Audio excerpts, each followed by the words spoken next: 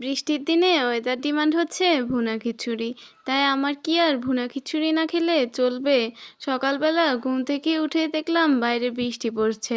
তাই চিন্তা করলাম আজকে আর অন্য কোনো নাস্তা তৈরি করব না। আজকে ভুনা খিচুড়ি রান্না করব। সেজন্য এখানে আমি ডাল চাল একত্র করে ধুয়ে নিয়েছি। এরপরে পেঁয়াজ কুচি, কাঁচামরিচ কুচি, আলু কুচির সাথে মশলা দিয়ে হাতে মাখিয়ে নিব। এরপরে চুলা জ্বালিয়ে চুলায় বসিয়ে দিব। পানি দিয়ে কিছুক্ষণ রান্না করলেই তৈরি হয়ে যাবে মজাদার ভুনা খিচুড়ি। ভুনা খিচুড়ির সাথে ভর্তার আইটেম হলেই খুবই ভালো লাগে খেতে। কিন্তু আজকে আমি সময় স্বল্পতার জন্য ভর্তার আইটেম তৈরি করতে পারিনি। আপনারা চাইলে বৃষ্টির দিনে এরকম এক প্লেট গরম গরম খিচুড়ির প্লেটার তৈরি করে নিতে পারেন।